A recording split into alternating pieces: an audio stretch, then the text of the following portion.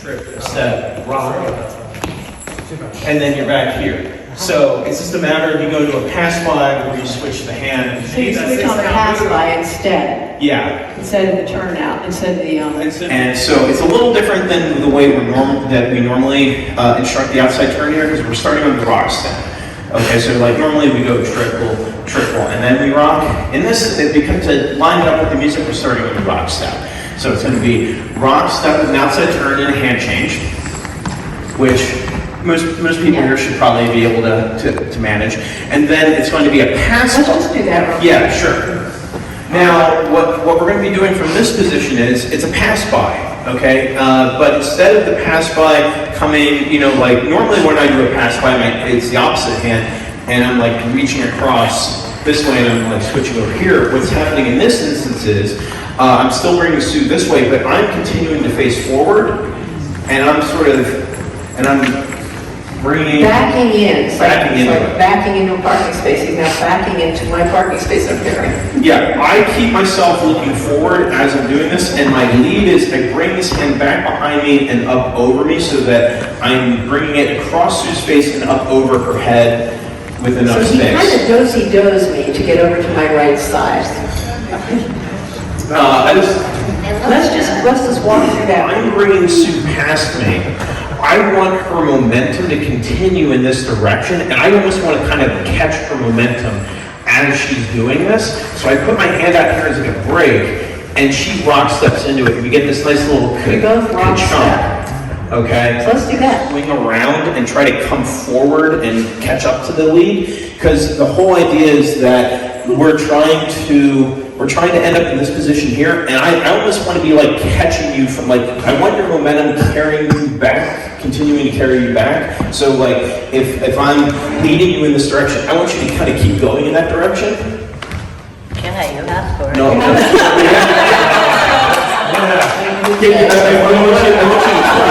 want you to turn, but have your body keep going in that direction. There we go. Go. So you step forward. Yeah, don't go over to the left. See what would happen in the social dance floor, you wouldn't know to go, to where you're going. So you would just, you'd be behind me going one, and then you would see the hand out, you would take the hand, and that would, but right now, don't loop around. Yeah. We want to avoid the loop around, because I'm sending Sue toward the stage, and Sue's heading towards the stage. I don't have to move, I don't move at all. I'm right here, he is moving around me. Right. So I'm not moving, it's not my job. Right.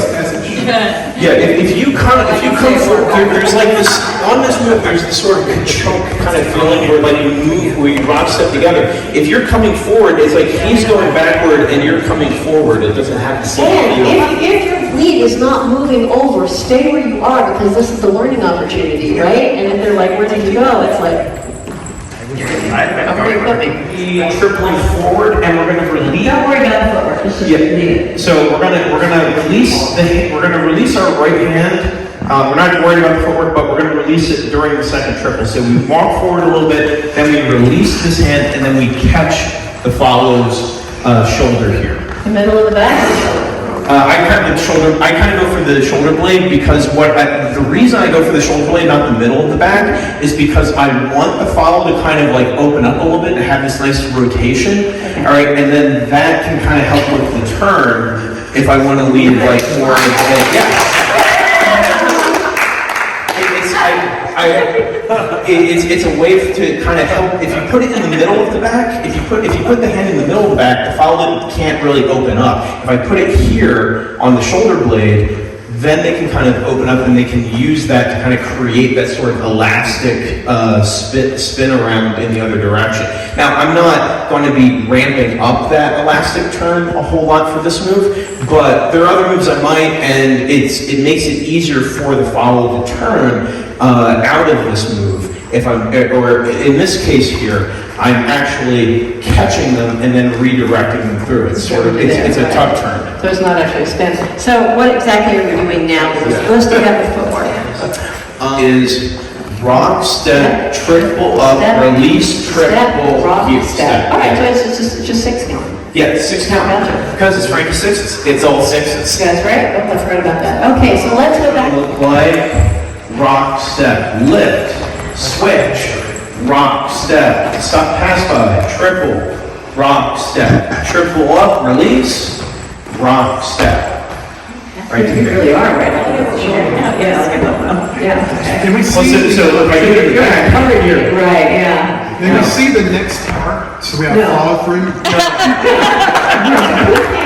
Well, so it's going to be 1, 2, 3, right The here. move is going to be. Yes, because you notice, like, we're here now, and it's this position just ahead of this. So it starts out where Sue's facing away from me, right, out of a rock, step, face, turn, rock, step, okay? Which is very similar to the standard underarm turn of rock, step, face, turn, rock, step. Got it. So the follow is actually doing that, but you'll do it automatically. You'll feel comfortable because you are so familiar with that pattern. Right, so You think, oh, it feels new, but it's not. So we're inducing a little bit of rotate rock step. So I'm bringing Sue's left hand a little forward. And also rotating the hand with using the heel of the hand on the back. Right. I am having the heel of my hand kind of like open up like this, and giving Sue more space to rotate into that. And then when I bring her to face me, I'm catching her in this position here, and then sending it through.